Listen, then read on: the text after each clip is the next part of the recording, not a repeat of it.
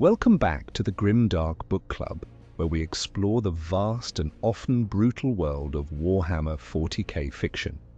Last time we looked at the first book in the amazing Gaunt's Ghost series titled First and Only. I'm Scout Orin Tharic Voss of the Cadian 134th Hell's Gaze Regiment, and thank you for joining me as we delve into the second book called Ghostmaker. Ghostmaker, the second installment in Dan Abnett's acclaimed Gaunt's Ghost series, takes readers back to the Sabbat Worlds Crusade, following Colonel Commissar Ibram Gaunt and the Tanith First and Only Regiment. While the novel aims to provide further depth to the ghosts and their history, its narrative structure, heavily reliant on flashbacks, has drawn mixed reactions from reviewers. One of the most significant criticisms leveled at Ghostmaker is its unconventional approach to storytelling. Unlike the first book in the series, First and Only, which unfolds in a linear fashion, Ghostmaker interweaves a present-day narrative set on the jungle planet of Munthax with numerous flashbacks that explore the origins and past exploits of the Tanith First. As noted in our previous conversation, this fragmented structure is a key point of distinction between the two novels. Reviewers have pointed out that this blend of flashbacks and present-day action results in a disjointed reading experience. One reviewer describes the novel as an awkward mismatch of short stories and a standalone story, observing that the Munthax plot feels secondary to the flashbacks. Another reviewer explicitly states that Abnett crafted a series of short stories, each focusing on a key character, and then attempted to connect them with a larger, overarching narrative set on Munthax. The flashbacks themselves offer glimpses into pivotal moments in the regiment's history, from their formation on the doomed planet of Tanith to their engagements on various battlefields. These interludes offer insight into the Ghost's unique fighting style, their deep-seated camaraderie, and the personal struggles they carry with them. For example, the flashback depicting the fall of Tanith highlights the regiment's origins as well as Gaunt's controversial decision to evacuate the planet, a decision that continues to haunt both him and his men. Other flashbacks provide further context to the complex relationship between Gaunt and Major Elim Rawn, whose resentment towards his commanding officer stems from the events on Tanith. While the flashbacks offer valuable character development, their execution often disrupts the flow of the main narrative. The reader is constantly pulled away from the present-day action on Munthax to revisit past battles and personal stories. The result, as one reviewer aptly puts it, is a novel that feels like a collection of short stories rather than a unified narrative.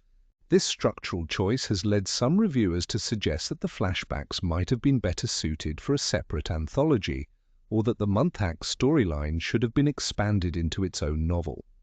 This separation, they argue, would have allowed both the individual character stories and the Munthax conflict to breathe and resonate more fully with the reader. The Munthax storyline itself presents a compelling conflict, pitting the ghosts against chaos forces who are seeking to control a webway gate on the planet. The ghosts are forced to contend not only with the enemy, but also with a hostile environment and even their own perceptions, as a warp storm conjured by Eldar forces induces hallucinations that transport them back to their lost homeworld. This plot thread culminates in an unlikely alliance between the ghosts and the Royal Volpone, a regiment that has a contentious history with the Tanith First. Under the influence of the Eldar illusion, both regiments find themselves reliving past battles and fighting with renewed fervor, ultimately achieving a victory that is deemed impossible by Imperial tacticians. Despite the intriguing premise of the Munthax storyline, it often feels overshadowed by the constant interjections of flashbacks. The narrative momentum is repeatedly broken, hindering the reader's ability to fully invest in the unfolding events. This lack of focus ultimately detracts from the impact of the climactic battle and the emotional resonance of the Ghost's triumph. Reviewers have also noted that the abundance of storylines and locales in Ghostmaker can be confusing. As one reviewer points out, The narrative jumps between various planets, including Caligula, Voltimand, Ramillies, and Typhon 8, making it challenging to keep track of the events and their significance. However, Ghostmaker is not without its merits. The novel's exploration of individual characters is a highlight, providing nuanced portrayals of the soldiers who make up the Tanith First.